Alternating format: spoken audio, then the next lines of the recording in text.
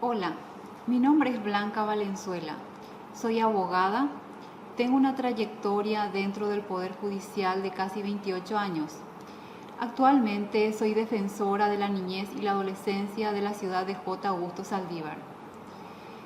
La Red Paraguaya de Estudio e Investigación de Derechos Humanos y Humanidades presenta este curso y conferencias sobre derechos de la niñez y la adolescencia, y en tal sentido nos corresponde desarrollar los procedimientos en el fuero de la niñez y la adolescencia.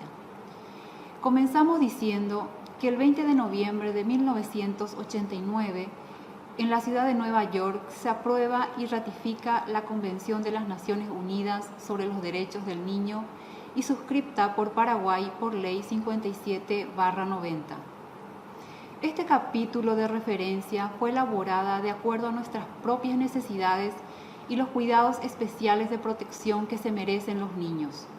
Como consecuencia, en 1989, las Naciones Unidas adoptaron un tratado revolucionario que otorgaba derechos a todos los niños del mundo, la Convención de los Derechos del Niño.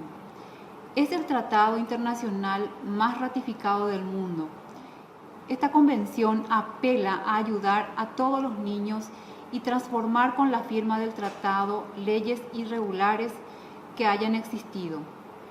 Con la firma del tratado, los estados prometen establecer estándares básicos de salud, educación, protección y servicios sociales. A tal ratificación, nuestro país no ha permanecido extraño, y los constituyentes, al elaborar la Constitución de 1992, así lo han instituido. Es por ello que se dice que el derecho vive al compás de la vida social. Nunca permanece estático. La experiencia nos enseña de que todos los pueblos modifican sus legislaciones de tiempo en tiempo. De ahí la importancia de nuestra ley fundamental reguladora de leyes especiales. Nuestra ley especial ha pasado por un camino de la situación irregular a la protección integral. Es decir, anteriormente el niño era tratado como objeto y no como sujeto de derechos. La diferencia notoria entre ambos conceptos radica en el término ser humano. De ahí nuestra legislación distingue dos tipos de procedimientos, las que son especiales y las generales. El 170 de la Ley 1680/2001 del Código de la Niñez y la Adolescencia refiere que las cuestiones que sean de la competencia del juez de la niñez y de la adolescencia, pero que no tengan establecido un procedimiento especial, se regirán por las disposiciones de este capítulo, aplicándose en forma subsidiaria el Código Procesal Civil. Es así que tenemos juicios con procedimientos especiales, que en adelante lo estudiaremos, y las que se rigen por el procedimiento general establecido en el Código de la Niñez a partir del 167. Los juicios que poseen un procedimiento especial son los juicios de asistencia alimenticia, los juicios de restitución, de reconocimiento de filiación, ofrecimiento de asistencia alimenticia. Podemos además mencionar que con la modificación del Código de la Niñez y la Adolescencia por Ley 6083/2018 se ha modificado la Ley 1680 y establece un procedimiento especial para el caso del incumplimiento del régimen de relacionamiento. Es evidente que en estos juicios se le da un tratamiento especial por las características mismas de ellas. Requieren facilidad y celeridad en el proceso por la urgencia y la premura en sustanciar y resolver. Brevemente vamos a señalar las características de estos juicios especiales. La asistencia alimenticia, por ejemplo, nos habla de que los que pueden reclamar alimentos, el niño o adolescente podrá reclamar alimentos de quienes están obligados a prestarlos. Igual derecho asiste a la mujer cuando tuviere necesidad de protección económica para el hijo en gestación. Los que reclamen alimentos deberán justificar por algún medio de prueba el derecho en cuya virtud lo pidan y el monto aproximado del caudal de quien deba prestarlos. El 188 refiere que el procedimiento en el juicio de alimentos, el trámite se regirá por el procedimiento especial establecido en la Ley 1680, con las excepciones establecidas en este capítulo. Durante cualquier etapa del procedimiento, el juez podrá dictar la fijación provisoria de alimentos, para lo cual deberá oír al demandado de conformidad a lo dispuesto en el 188 y que en adelante lo mencionaremos. En cualquier etapa del procedimiento, el juez podrá fijar un monto provisorio, dice el artículo 186, pero antes deberá escuchar al progenitor demandado. Es ahí donde se hace el ofrecimiento de la prestación alimenticia, así como también es el momento en donde el demandado puede expresar sus peticiones y excepciones que crea necesaria, porque en realidad en este procedimiento especial no existe la contestación de la demanda.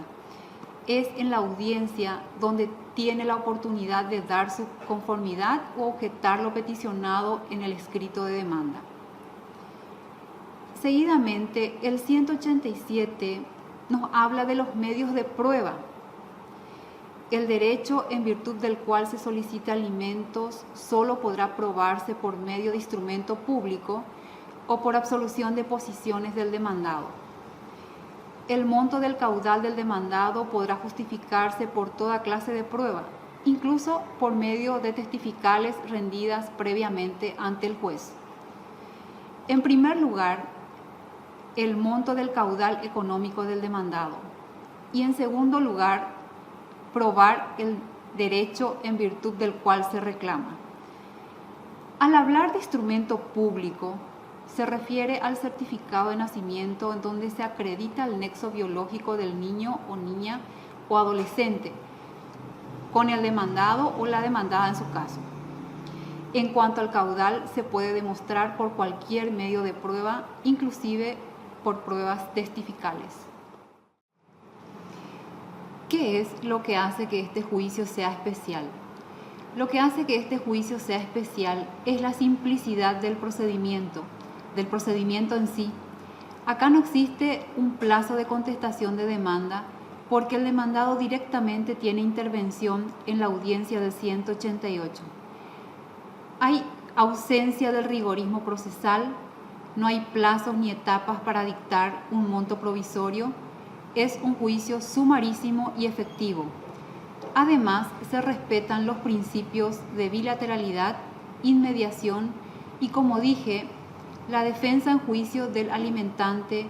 Se suma además el carácter gratuito del juicio. El artículo 188 nos habla de la intervención del alimentante.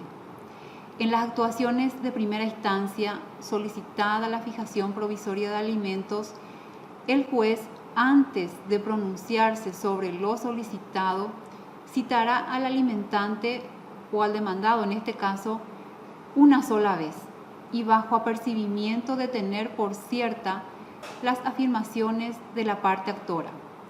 La incomparecencia del alimentante no obstará a que se dicte la medida. Este artículo es muy contundente y claro. El demandado es citado por una sola vez. Esta citación debe ser personalísima, no se contesta la demanda, pero sí es la oportunidad del alimentante de exponer su oposición.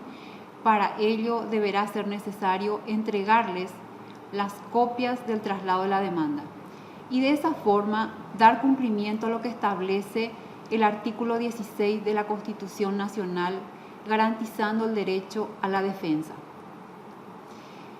El 189 nos habla de la fijación del monto y la vigencia de la prestación. La cantidad fijada en concepto de pensión alimentaria será abonada por mes adelantado desde la fecha de iniciación de la demanda. En caso de que hubiese demanda de filiación anterior, desde la fecha de iniciación del juicio de filiación. Y en el caso de aumento de prestación convenida extrajudicialmente, desde la fecha pactada. La misma deberá ser fijada en jornales mínimos para actividades diversas no especificadas, incrementándose automática y proporcionalmente conforme a los aumentos salariales. Esta es la regla, pero cuando existe la inmediatez en las audiencias de asistencia alimenticia y el demandado, por ejemplo, ofrece una prestación que no sea en dinero, podría darse el caso de incluirle al hijo en un seguro médico social o privado, o la provisión de medicamentos para su salud o uniformes escolares, situación que el juez, sin lugar a dudas, deberá incluir en su resolución como prestaciones ilíquidas, teniendo en cuenta de que son de interés del niño. Podrá retenerse la asistencia alimenticia hasta el 50% de los ingresos del alimentante para cubrir cuotas atrasadas. Los alimentos impagos generan créditos privilegiados con relación a cualquier otro crédito general o especial. Su pago se efectuará con preferencia a cualquier otro crédito. La ley prevé cuando hay imposibilidad de pago en el 190. Refiere que de la imposibilidad de determinar el monto, cuando no fuese posible acreditar los ingresos del alimentante, se tomará en cuenta su forma de vida y todas las circunstancias que sirven para evaluar su capacidad económica. Se presumirá, sin admitir prueba en contrario, que recibe al menos el salario mínimo legal. Este artículo, en su última parte, para mí personalmente es injusta, además inaplicable. El juez no puede presumir que un agricultor que vive en una compañía o en un asentamiento y que se dedique al cultivo de mandioca, zapallo, legumbres, o el demandado se dedique a la olería o fabrique ladrillos tradicionales en forma casera, presuma que percibe el salario mínimo legal.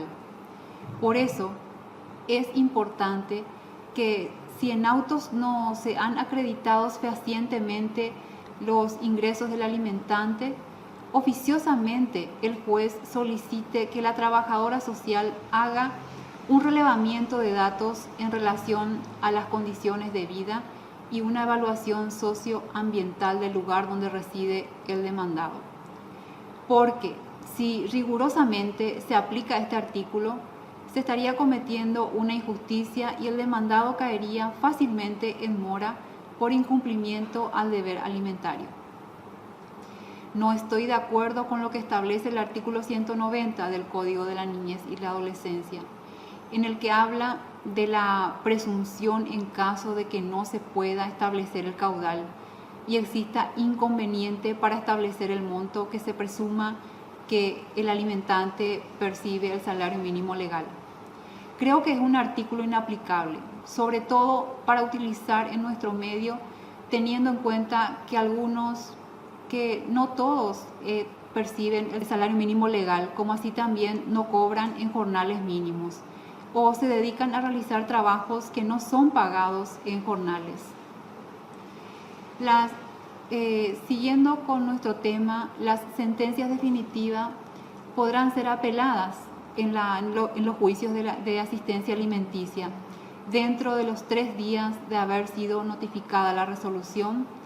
La interposición de la apelación deberán estar fundadas y solo serán apelables las sentencias definitivas. Deberán ser concedidas al solo efecto devolutivo, es decir, sin efecto suspensivo. El juicio de restitución. Este artículo fue modificado, pero les presento la anterior para distinguir de la que está vigente.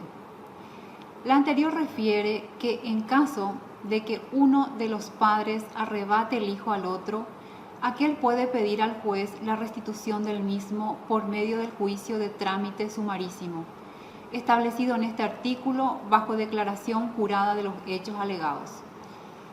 El juzgado convocará a los padres a una audiencia a llevarse a cabo en un plazo máximo de 3 días, ordenando la presentación del niño o adolescente bajo apercibimiento de resolver la restitución del mismo al hogar donde convivía.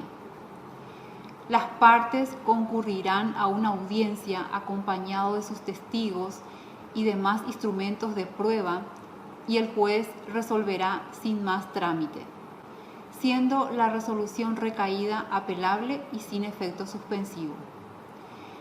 Y la Ley 6083/18 lo modifica de la siguiente manera. Lo nombra el artículo 94, la restitución nacional, y se da en caso de que uno de los padres o cualquier otra persona arrebate al niño o adolescente al padre o a la madre con quien conviva, o a la persona que tuviere la tutela, la guarda o el abrigo otorgado por resolución judicial. Estos podrán pedir al juzgado la restitución por medio del juicio sumarísimo establecido en este Código, bajo declaración jurada de los hechos alegados. El juzgado convocará a las partes a una audiencia a llevarse a cabo dentro de un plazo de 3 días, ordenando la presentación del niño o adolescente bajo apercibimiento de resolver la restitución del mismo al lugar donde convivía. Las partes concurrirán a la audiencia acompañadas de sus testigos y demás instrumentos de prueba que el juzgado resolverá sin más trámite, siendo la resolución recaída apelable y sin efecto suspensivo. El artículo 94 de la Ley 1680 ha sufrido una modificación importante por Ley 6083/2018, en el cual se amplía el anterior artículo en el sentido de que no solo se dará entre los padres, sino que también podrán reclamar otras personas como ser guardadores, tutores o los que tengan el abrigo por resolución judicial. Y esto no tiene más que otro sentido, sino la de respetar el derecho del niño a mantenerse en el lugar donde estaba viviendo y del cual fue arrebatado en forma pacífica, bajo engaños o mediando violencia, para ser llevado a otro lugar que no sea su residencia habitual. Brevemente podemos hablar del arrebato en sus 3 fases. Primero, el arrebato con la fuerza, cuando uno de los progenitores o cualquier otra persona, y ante la oposición del otro, lo retira al niño del lugar donde reside con sus padres, guardadores, casa de abrigo o tutores. 2. Otra situación que podría darse es bajo engaño, sin mediar fuerza, llevando al niño con la condición de retornarlo en breve tiempo. El tercer caso es cuando existe un régimen de relacionamiento y no lo cumple en retornarlo al lugar donde convive. Estos son los posibles presupuestos fácticos que deben ser demostrados en el juicio de restitución. También nos pide que sea bajo declaración jurada. Para que prospere la demanda, la ley obliga a este requisito que todo lo manifestado por la parte actora sea presentada bajo declaración jurada de los hechos alegados. Esto quiere decir que la demanda debe coincidir con la verdad real de los hechos alegados, y que de no cumplirse podría tornarse o tomarse a la parte actora como litigante de mala fe. Debemos entender entonces que no estamos refiriendo a un simple formalismo procesal. El juzgado convocará a las partes a una audiencia a llevarse a cabo en un plazo no mayor de 3 días. Esto denota que, sin lugar a dudas, los plazos son abreviados y muy cortos. El mismo día de la audiencia se ordenará la presentación del niño o adolescente bajo apercibimiento de resolver la restitución del mismo al lugar donde convivían. El mismo día se desarrollan todas las audiencias testificales ofrecidas, así como también serán presentadas las pruebas documentales. pudiendo de esa manera resolver el juez sin más trámite. La resolución de la restitución es apelable y sin efecto suspensivo. El juicio de reconocimiento de filiación. Este juicio se rige por el proceso de conocimiento sumario. Las condiciones y trámites en este juicio nos dice que en los casos en que la ley remita al proceso sumario la solución de un conflicto o que por la naturaleza de la cuestión resultare evidente que deba tramitarse de este modo y siempre que no se halle previsto un procedimiento especial, se aplicarán las reglas del proceso de conocimiento ordinario, con las siguientes modificaciones. El plazo para contestar la demanda o la reconvención será de 9 días y el plazo de prueba no excederá de 20 días, en la ordinaria es de 18 días. Será admisible la reconvención.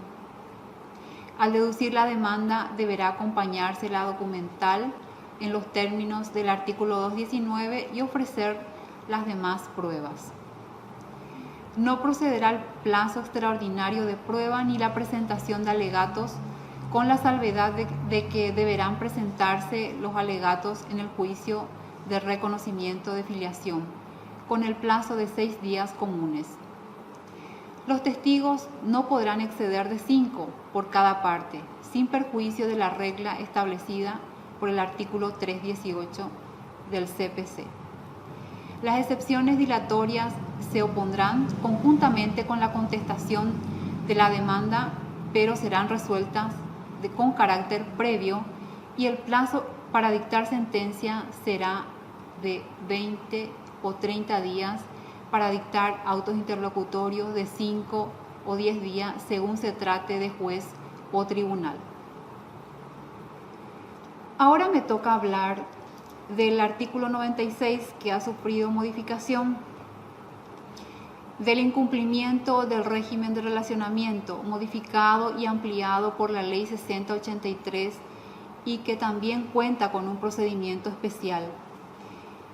Esto se da cuando el proceso por el cual se establezca el incumplimiento o no del régimen de relacionamiento establecido judicialmente se tramitará ante el mismo juzgado que lo haya dispuesto, a través de un incidente de trámite sumarísimo prescripto en este artículo, bajo declaración jurada de los hechos alegados. El juzgado convocará a las partes a una audiencia a llevarse a cabo en un plazo máximo de 3 días. En caso de inasistencia injustificada de la parte denunciada a la primera citación, esta será traída por la fuerza pública, no estando obligado el niño o adolescente a comparecer a la audiencia. Las partes concurrirán a una audiencia acompañados de sus testigos y demás instrumentos de prueba, y el juez resolverá sin más trámite. La resolución, siendo la resolución recaída apelable y sin efecto suspensivo. En caso de verificarse el incumplimiento del régimen de relacionamiento establecido judicialmente, el juzgado deberá disponer simultáneamente, en primer lugar, la intimación de su cumplimiento bajo apercibimiento de disponer medidas compulsivas de cumplimiento de lo resuelto por el juzgado, las cuales deberán ser adoptadas conforme al principio de proporcionalidad, pudiendo decretarse entre otras, por ejemplo, la prohibición de salida del país del niño o adolescente, el allanamiento del domicilio y el auxilio de la fuerza pública especializada para la ejecución del mandato judicial, debiéndose garantizar en todo momento el interés superior del niño o adolescente y disponer el acompañamiento de todo procedimiento coercitivo por las auxiliares especializadas que conforman el equipo asesor de la justicia de la niñez y la adolescencia. La intimación de su cumplimiento bajo apercibimiento de lo dispuesto en la Ley 4711/12, que sanciona el desacato de una orden judicial. En caso de persistir el incumplimiento de oficio o a petición de parte, el juez remitirá inmediatamente los antecedentes al agente fiscal penal de turno para la correspondiente investigación del hecho punible de desacato, o imponer una sanción pecuniaria consistente en una multa que oscile entre 15 y 30 jornales mínimos para actividades diversas no especificadas en la República, debiendo la misma ser proporcionalmente graduada por el juzgado interviniente según la gravedad del incumplimiento. En caso de reincidencia o persistencia en el incumplimiento, dicha multa oscilará entre 60 y 200 jornales mínimos para actividades diversas no especificadas en la República. En caso de que el obligado al pago acredite su insolvencia para el pago de la multa establecida, el juzgado podrá sustituir la sanción pecuniaria por un servicio social equivalente. Lo producido en concepto de multa será destinado al Ministerio de la Niñez y la Adolescencia para el financiamiento de políticas y planes y programas tendientes a fomentar el derecho de los niños y adolescentes al buen trato, la sana convivencia familiar y relacionamiento. A dicho fin, los obligados deberán depositar el monto de la multa en una cuenta especial que se habilitará en el Banco Nacional de Fomento a nombre y a la orden del Ministerio de la Niñez y la Adolescencia. En caso de incumplimiento en el pago de la multa por parte del obligado, la Secretaría de la Niñez y la Adolescencia estará facultada para iniciar las acciones judiciales para el cobro compulsivo de la misma. Ahora hablaremos de lo que nos da el procedimiento general. Este procedimiento podemos dividir en 5 etapas. La primera etapa, empezamos hablando del artículo 174 de la audiencia de sustanciación. Promovida la demanda, el juez correrá traslado de la misma a la parte demandada por el término de 6 días. Contestada la demanda o transcurrido el plazo para el efecto, el juez de oficio convocará a las partes a una audiencia de conciliación dentro de los 6 días siguientes, bajo apercibimiento de que la incomparecencia de una de las partes sin causa justificada no obstará la prosecución del procedimiento. Esta primera etapa comprende la presentación de la demanda, su contestación y la fijación de la audiencia de conciliación. Como se ve en ella, se respeta fielmente el principio de bilateralidad, que es la garantía de todo juicio controvertido, y por otro lado, la forma de hacer efectivo el principio de la defensa en juicio. En esta etapa es muy importante la lectura de la presentación de la demanda. De esta forma se podrá sanear fácilmente algunos requisitos fundamentales para la presentación de la demanda conforme lo establece el artículo 219 del Código Procesal Civil. Y si se cuenta con un despacho saneador, se podrá requerir a la parte actora que cumpla con tales exigencias para evitar dilaciones posteriores al traslado de la demanda. Esos requisitos que deben darse son, por ejemplo, el domicilio real del demandante y del demandado, así como las copias para el traslado de la demanda de conformidad al artículo 107 del Código Procesal Civil paraguayo, que desde el punto de vista procesal son muy importantes y que muchos profesionales no tienen en cuenta o no se percatan de su trascendencia. La incomparecencia sin causa justificada refiere que no obstará a que siga el proceso. Pero, ¿qué pasa en caso de que se justifique? Este justificativo deberá ser demostrado fehacientemente sin que constituya además una forma o un método de dilatar el juicio o en sí, ¿verdad? El juicio en sí, o constituya una chicana o simplemente para alargar el juicio. Segunda etapa. Iniciada la audiencia, previamente el juez procurará avenir a los interesados en presencia del defensor o del representante del niño o adolescente. Si no se llegase a una conciliación, las partes ofrecerán sus pruebas en la misma y el juez podrá declarar la cuestión de puro derecho, abrir la causa a prueba, ordenar las medidas de mejor proveer y ordenar medidas cautelares de protección. El juez podrá rechazar las pruebas que sean notoriamente impertinentes o inconducentes al caso. Asimismo, el juez ordenará de oficio la producción de otras pruebas que considere necesarias.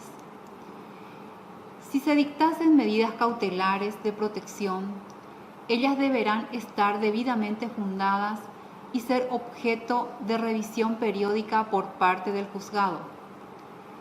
En esta etapa, me parece que la conciliación entre las partes es sinónimo de inmediación. El juez presente deberá oír a las partes y si no desean conciliar, por lo menos tener una mínima intervención para escuchar a las pretensiones personalmente, recordando que las audiencias son personalísimas. Con esta intervención, el juzgado fácilmente podrá percibir a través de las preguntas las intenciones de los progenitores, que es el objetivo de la inmediación. El artículo del cual nos estábamos refiriendo dice que se realizará en presencia del defensor o del representante del niño.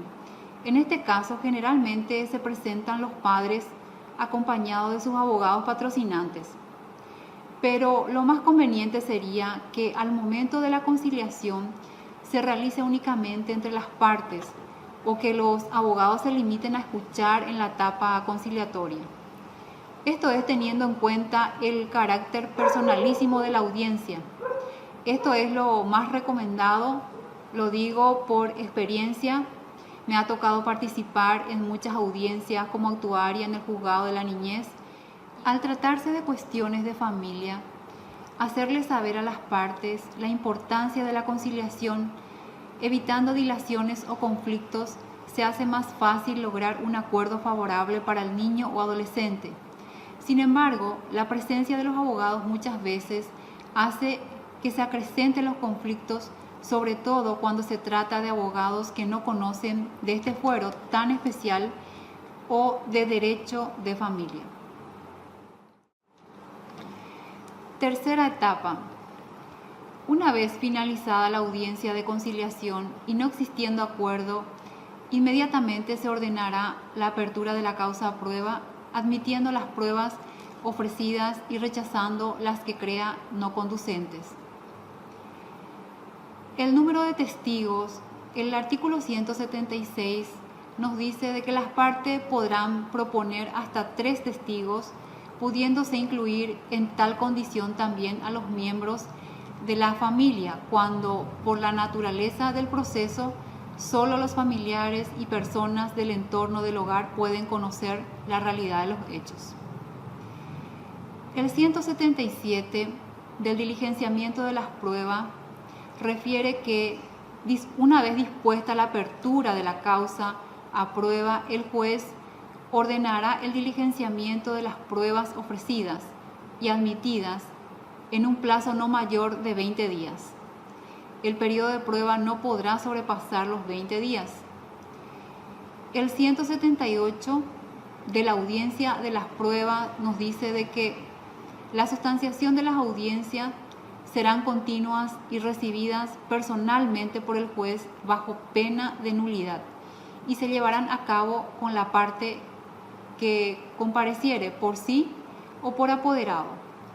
Las pruebas serán producidas primeramente por la parte actora y luego por la parte demandada, no siendo posible producir todas las pruebas en un mismo día. El juez puede prorrogarla para el día siguiente hábil y así sucesivamente hasta que se hayan producido íntegramente, sin necesidad de otra citación que la que se hará en el acto.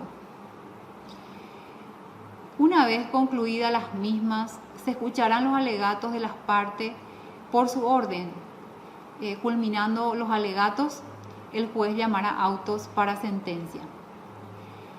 En cuanto al diligenciamiento de las pruebas, el plazo es de 20 días. La lectura de la sentencia, me consta que en muchas zonas del país no es posible cumplir con esos plazos en forma rígida, teniendo en cuenta de que se cuenta con mucha recarga laboral y más aún para la fijación de las audiencias. Las agendas generalmente están sobrecargadas. No me consta en otros lugares, pero en el juzgado de la niñez, en el que me ha tocado trabajar durante 7 años, era imposible cumplir con dichos plazos, porque se tenía que cumplir con las audiencias de urgencias, de las medidas de protección, maltratos, venias para viajar, medidas cautelares de protección, restitución y otros juicios que nos exigen plazos mucho más cortos o que deberían ser atendidas en el día.